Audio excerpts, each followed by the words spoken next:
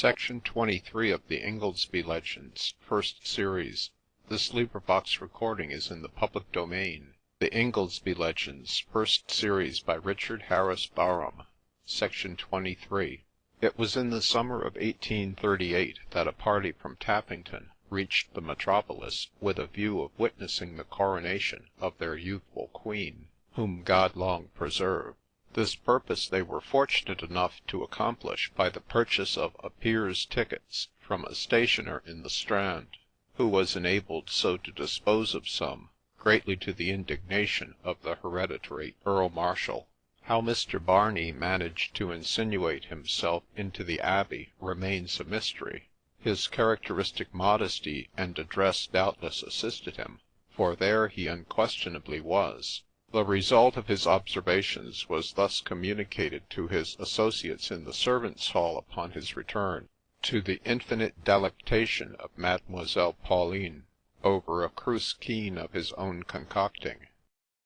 Mr. Barney Maguire's account of the coronation, heir, the groves of Blarney. Och, the coronation, what celebration, for emulation, can with it compare?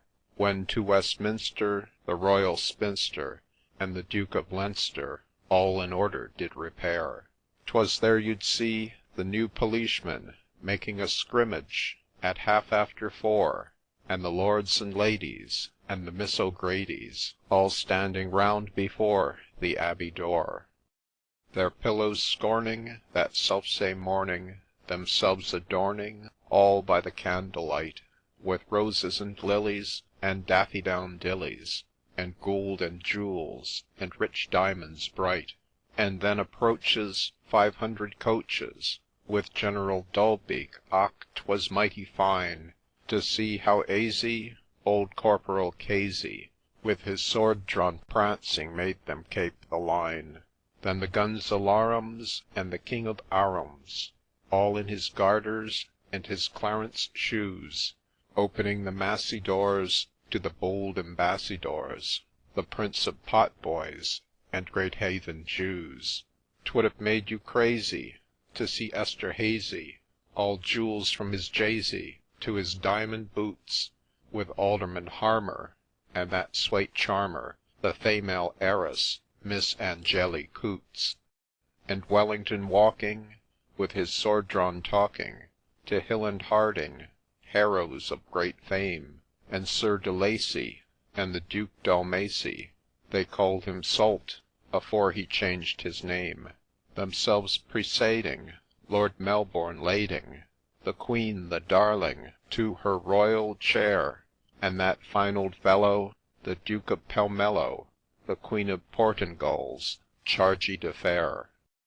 Then the noble Prussians, likewise the Russians, in fine laced jackets with their goulden cuffs, and the Bavarians, and the proud Hungarians, and everything Garians, all in furs and muffs.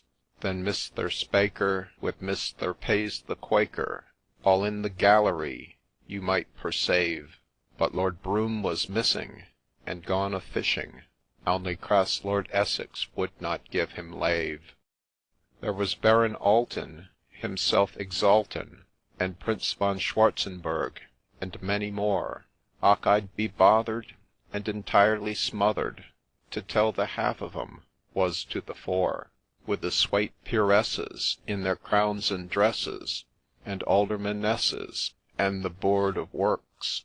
But Mahomet Ali said quite gintally, I'd be proud to see the likes among the Turks. Then the Queen, heaven bless her, och, they did dress her in her purple garments, and her goulden crown, like Venus or Hebe, or the Queen of Sheby, with 8 young ladies houlding up her gown.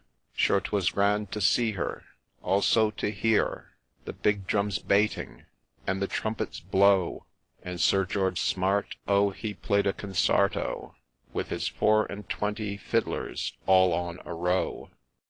Then the Lord Archbishop held a golden dish up, for to receive her bounty and great wealth, saying, Plaise your glory, great Queen Victory, you'll give the clargy lave to drink your health.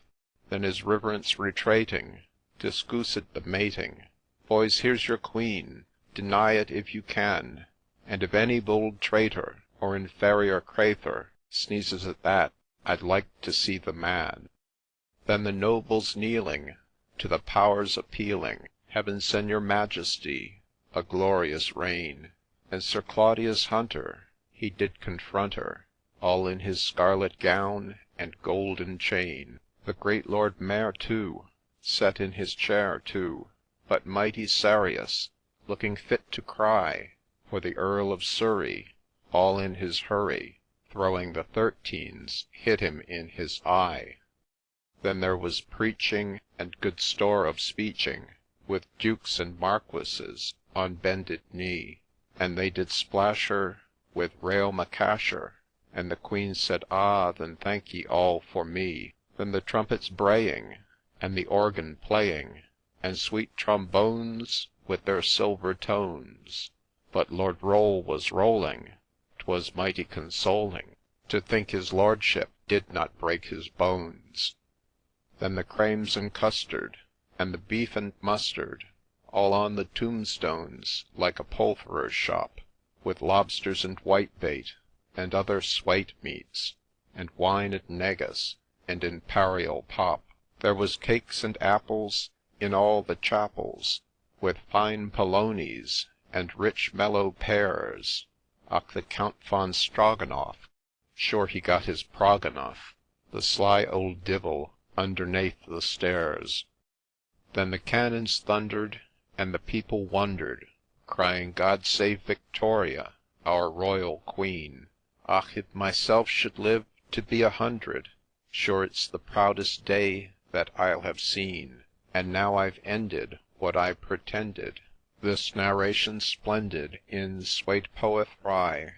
Ye dear bewitcher, just hand the pitcher, faith it's myself that's getting mighty thry. End of section 23.